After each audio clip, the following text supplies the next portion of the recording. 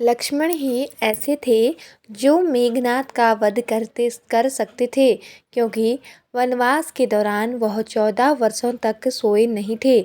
यही वजह है कि रावण युद्ध के दौरान लक्ष्मण के हाथों मेघनाद का अंत हुआ।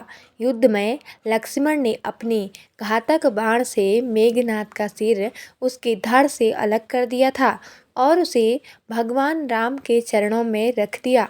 युद्ध के मैदान में सबका पसीना छुड़ाने वाला महान योद्धा मेघनाद लंकापति रावण का सबसे बड़ा पुत्र था और रावण का सबसे प्रिय पुत्र था।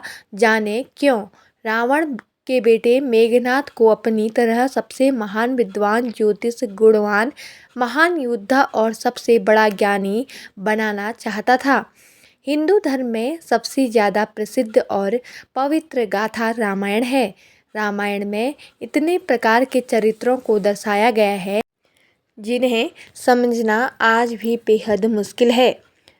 मगर दशहरे के शुभ अवसर पर रामायण के ऐसे ही अद्भुत चरित्र के बारे में बताया गया है जिसका नाम आप कई हजार सालों से सुनते आ रहे हैं। वो नाम है मेघनाद, जिसे इंद्रजीत के नाम से जाना जाता है। इसलिए आज हम इंद्रजीत के जीवन से जुड़ी कुछ खास बातों को जानेंगे। युद्ध के मैदान में सबका पसीना छुड़ाने वाला महान योद्धा मेघनाद लंकापति रावण का सबसे बड़ा पुत्र था और रावण की पहली पत्नी मंदोदरी ने मेघनाद को जन्म दिया था। उन्होंने अपने पुत्र का नाम मेघनाद क्यों रखा, इसके पीछे भी एक कहानी है। शास्त्रों के अनुसार जब मेघनाद का प्राकट्य हुआ था तब उसके रोने की आवाज़ एक साधारण बालक की तरह नहीं बल्कि बादल के गड़गड़ाहट की तरह सुनाई पड़ती थी, जिसकी वजह से उस बालक का नाम मेघनाद रखा गया। क्यों रावण के प्रिय पुत्र थे मेघनाद?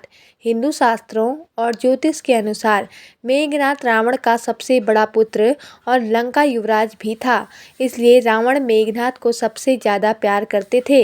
कहते हैं कि जितना बड़ा महान विद्वान ज्योतिष रावण था, उससे भी कई ज़्यादा गुणवान महान योद्धा और सबसे बड़ा ज्ञानी वह अपने बेटे मेघनाद को बनाना चाहता था। इतना ही नहीं, अपने पुत्र को सबसे ज़्यादा ताकतवर और अजर अमर बनाने की कामना को लेकर त्रिलोक विजेता रावण ने सभी देवताओं को अपने पुत्र के जन्म के समय एक ही स्थान अर्थात 11वें घर में विराजमान रहने के लिए कहा था। मेघनाद के जन्म के वक्त रावण को पुत्र से इतना लगाव हो गया था कि उन्होंने ग्रहों की चाल तक बदलने की कोशिश कर डाली, लेकिन भगवान शनिदेव ने रावण की आज्ञा का उल्लंघन करते हुए सारे ग्रहों से अलग 12वें घर में जाकर बैठ गए ताकि रावण का पुत्र मेघनाद अजर अमर की उपाधि ना प्राप्त कर सके। कैसे मिला मेघनाद को ब्रह्मा का वरदान? हिंदू धर्म की पौराणिक कथाओं के अनुसार स्वर्ग पर अपना आधिपत्य जमाने के लिए लंकापति रावण ने देवताओं पर आक्रमण कर दिया था। इस युद्ध ने मेघनाद ने भी हिस्सा लिया था।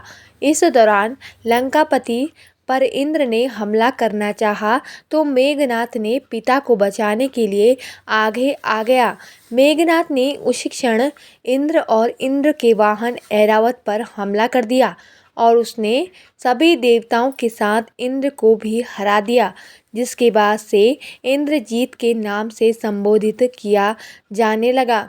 युद्ध के समाप्त होने के बाद मेघनाद स्वर्ग से निकलने लगा तो उसने इंद्र को अपने साथ ले लिया और अपने रथ पर बैठाकर लंका में ले आया।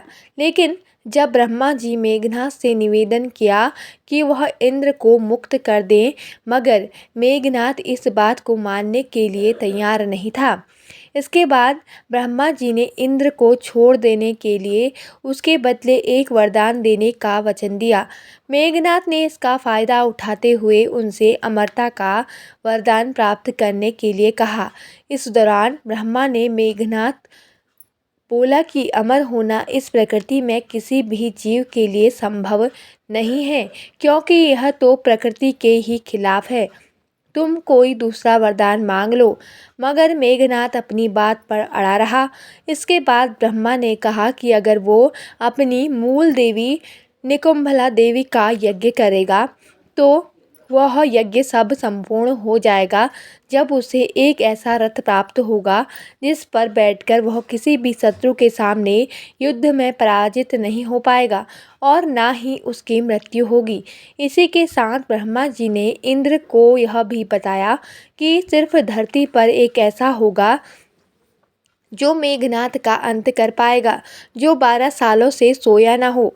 इस वरदान के चलते लक्ष्मण ही ऐसा व्यक्ति था जो मेघनाथ को मौत के घाट उतार सकता था, क्योंकि वो वनवास के दौरान 14 वर्षों तक सोया नहीं था।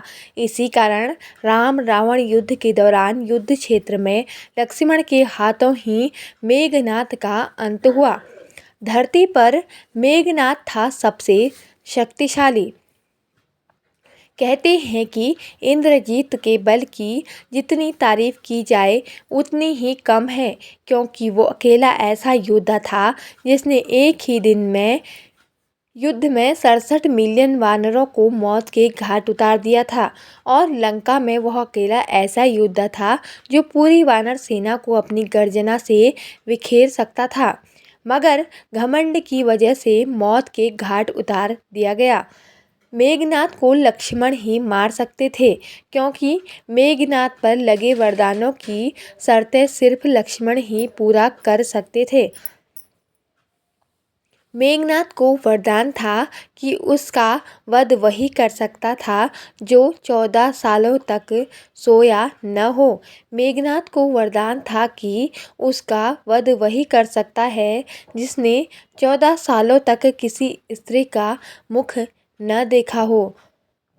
मेघनाथ को वरदान था कि उसका वध वही कर सकता है जिसने 14 सालों तक कुछ न खाया हो। लक्ष्मण ने वनवास के दौरान 14 सालों तक सोए नहीं थे, इसलिए वे मेघनाथ को मार सकते थे। लक्ष्मण ने अंजलिकास्त्र से मेघनाथ का सिर काटकर उसका वध किया था। मेघनाथ लंका के राजा रावण का बेटा था। उसे इंद्रजीत के नाम से भी जाना जाता है। मेघनाथ ने इंद्र को हराया था, इसलिए ब्रह्मा जी ने उसे इंद्रजीत की उपाधि दी थी। मेघनाथ ने राम रावण युद्ध में अहम भूमिका निभाई थी। तो दोस्तों, आपको यह जानकारी कैसी लगी कमेंट करके ज़रूर बताएं और हमारे चैनल को सब्सक्राइब जरूर करें। धन्यवाद। जय सिया राम, जय माता दी।